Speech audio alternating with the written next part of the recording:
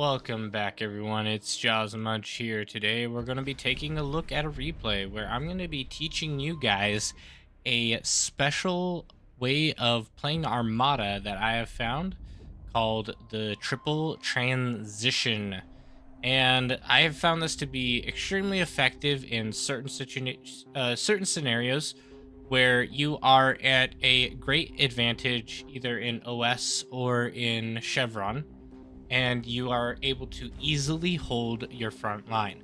Now, keep in mind, this is only for if you are holding your front line well, and if you are able to basically zone your opponent out of the area and he cannot push on you. If that is not the case, you're going to have to tweak this a little bit and kind of customize it to your own personal situation. But today, we're up against a easier player here, Shabby Man. I think this is one of his first times playing, and this is one of the reasons why this worked so well for us this time around. And so let's go ahead and get into it. We're just starting out pretty basic with a couple windmills, getting our energy production up and our metal extractors built across the map. We're gonna head and mostly skip by this. We got coming out 3 constructors here. One going for the metal extractors all the way down here, and then he's gonna be meeting back up here. And then this guy is going for a rather greedy geo opening. Like I said, only do this if you're fairly confident you'll be able to hold your front line. And then shortly after that, we're gonna be pumping out a couple of these pawns, and they're just gonna slowly push out with our commander as we go forward to get some of these further metal extractors. So we got a total of, I think, 4 constructors built. Yeah, a very greedy opening. Honestly, probably too greedy, but we go for it because why not? And we're just getting metal extractors, going to get the pawns building shortly thereafter, and then also getting our geothermal plant up as quickly as possible. We have a decent hold on the front line. No ticks or harassment coming yet, which is good. And I really want to secure this position right here. The halfway point for the map, I believe, is probably right across this line here. So if I can secure a little bit further up, that will deny this metal extractor and this metal extractor from my opponent and give us a bit of an advantage throughout the game. So you can see we are e-stalling now, so I'm just building a couple windmills with my commander here. We're e-stalling by quite a bit, and that's largely because the geothermal plant costs 13,000 energy, and so this is just a massive energy suck that will be there until it is finally finished. It is, however, one of the most efficient ways to get energy in the game is by building one of these geothermal plants. But you have to keep in mind that while you're doing so, you're going to be very low on energy because it takes so much to build. And also it does take 500 metal as well to build it.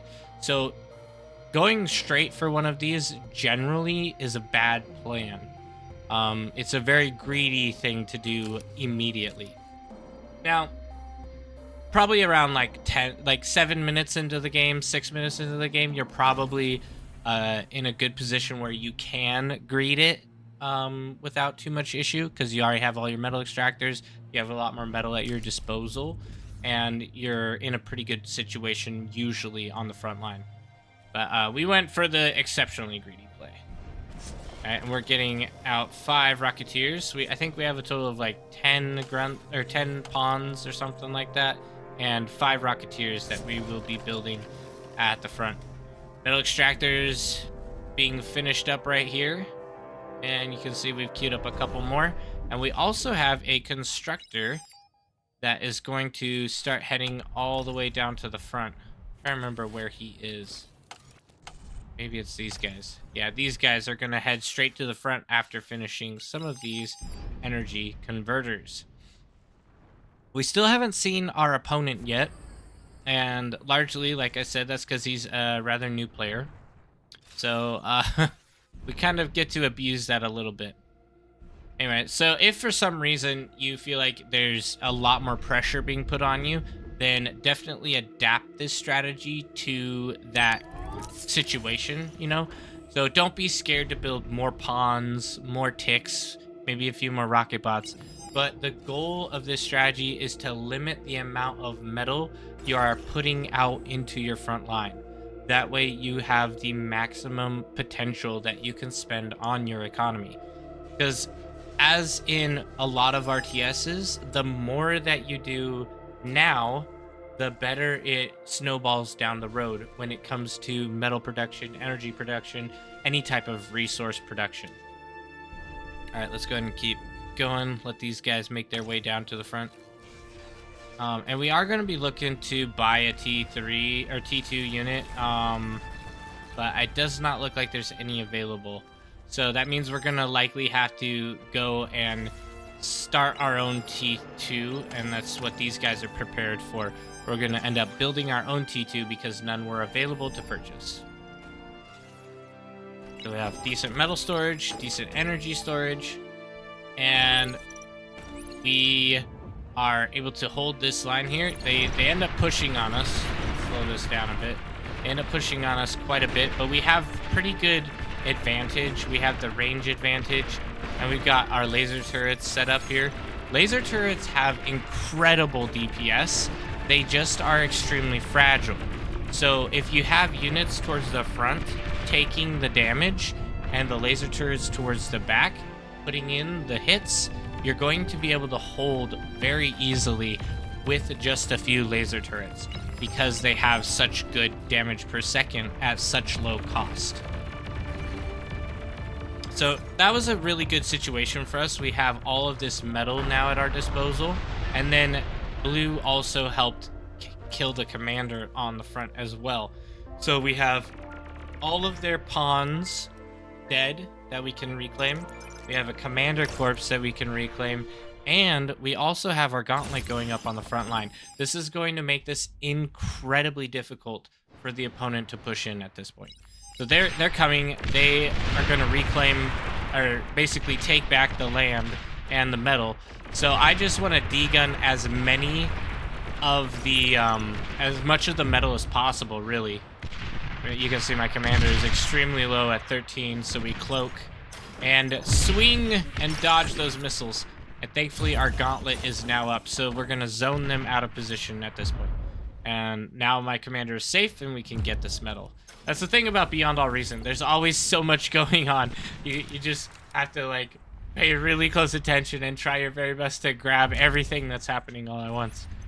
Across the front lines, we're all doing pretty well. I think we've mostly taken all of the land further in than they did. So that means that our whole team is at a metal advantage right now, just because we're further in.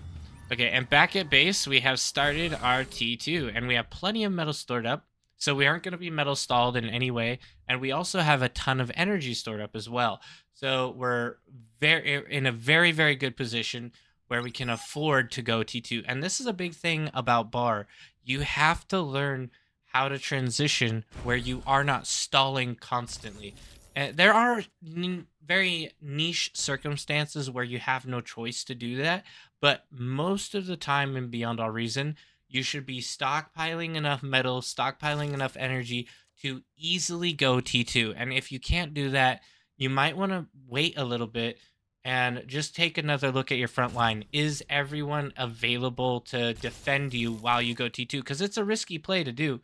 It takes a lot of metal, and all of that metal is now no longer on the front line. It's all going into a factory. And it takes probably, 7 minutes, 5 to 7 minutes before you actually have the benefits of T2 resources and T2 buildings being built. So it's something you really need to question before you just go and do it.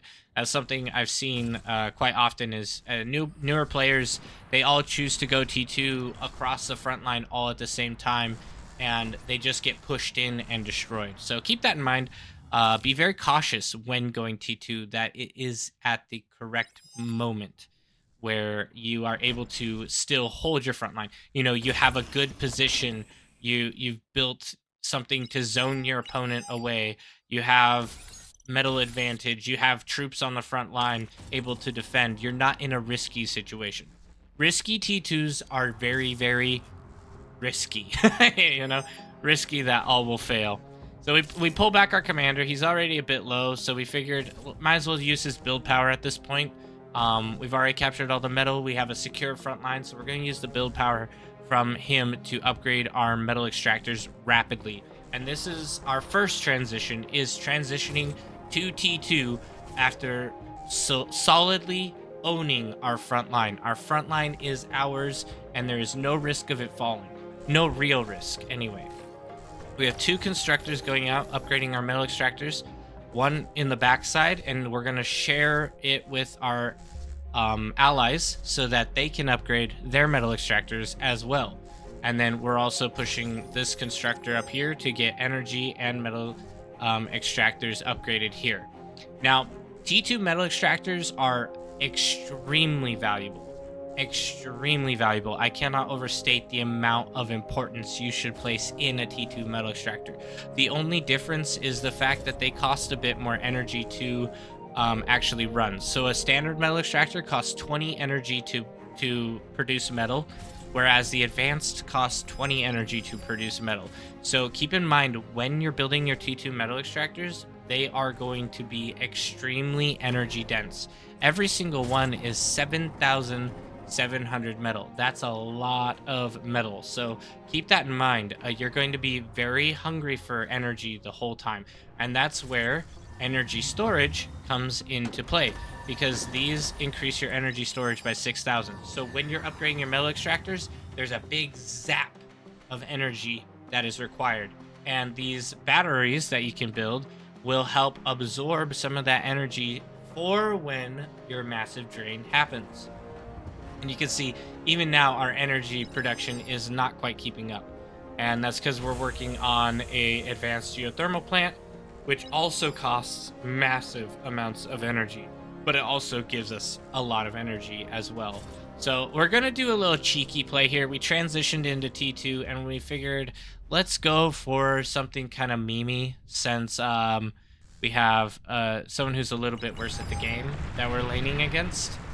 So we decided to go for some decoy commanders, see if we can't get off some cloaked decoy action.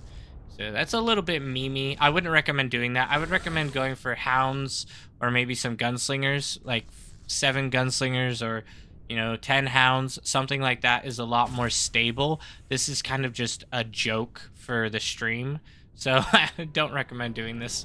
But you can do it if you want. It's your game of bar.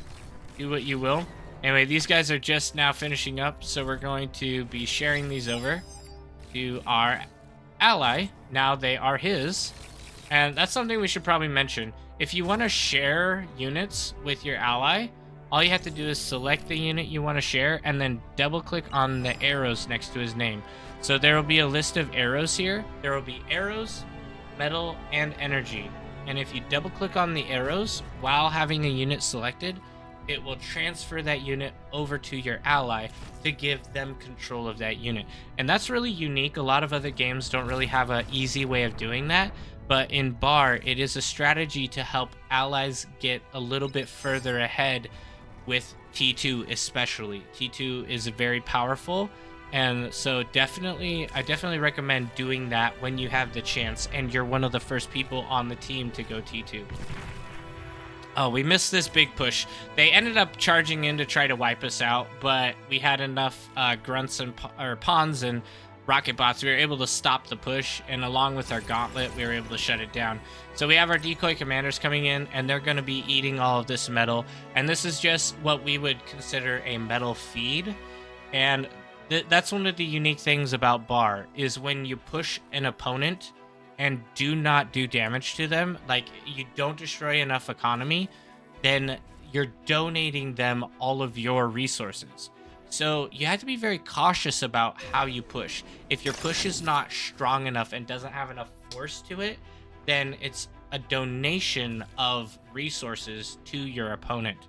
And I was very happy actually with this transaction. because I retained all of the metal, and I'm just able to use all that metal to grow even more. So decoy commanders, they look just like a normal commander. You can see here. They look like a normal commander, but they have a couple different things that are unique about them. They don't have a D-gun, so they're not able to just kill everything in one shot. They can also build mines and a bunch of other unique buildings. So you can see they have some basic economy. They have the sentry and the nettle. They also have a radar tower and mines that they can build, and they can't build any other buildings.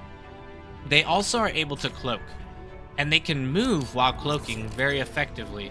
So let's see, when they're cloaking here, it costs 200, almost 200 energy a piece to cloak them and move them. And when they are still, it's much less, like 30. Now with your standard commander, your real commander, it would cost about 2,000 energy. So like 10 times the amount of energy to cloak and move a normal commander. The decoy commanders, it doesn't cost nearly as much energy. So we're gonna push through here, and they're all clustered together, which is probably a bad idea, because now he's able to just shoot and hit them all. And I really completely messed this whole idea up quite badly. I would have done this much differently, but either way is fine. So we end up kind of throwing this. Don't pay too much attention to this. I'm kind of embarrassed of it, but we captured the turret. We should have like kept moving and gone and tried to capture all of this and spread out and capture everything. But instead we chose to fight, and I didn't have them shooting the whole time, and it was just a big fiasco. Because decoy commanders aren't really good units, they're mediocre units. Anyway, during this time, we have our economy scaling, because I'm not building any other units. I only built those 5 decoy commanders just to see if I could get them to work well, and they did not. So I'm scaling my economy again, because our front line is, once again, still zoned out, still taken care of. We still have control of it without any big issues. And unfortunately, we lose our decoy commanders, but it is what it is. It was a meme. It was all a meme. So we are holding our line, no big deal. We still have control of everything we need, and we are scaling our economy. So we're getting ready to head into our second transition. So our first transition was to T2. Our second transition is going to be into T3. And this is where we need to speed up a little bit, get past this boring part.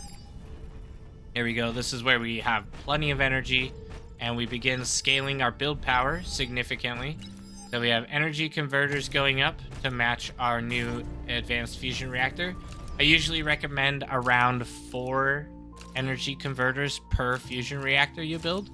Advanced fusion reactor. So generally it's close to 1 fusion reactor equals 1 energy converter. 1 advanced fusion reactor equals 4 energy converters. So try to follow that pattern as closely as you can. It's very close to that.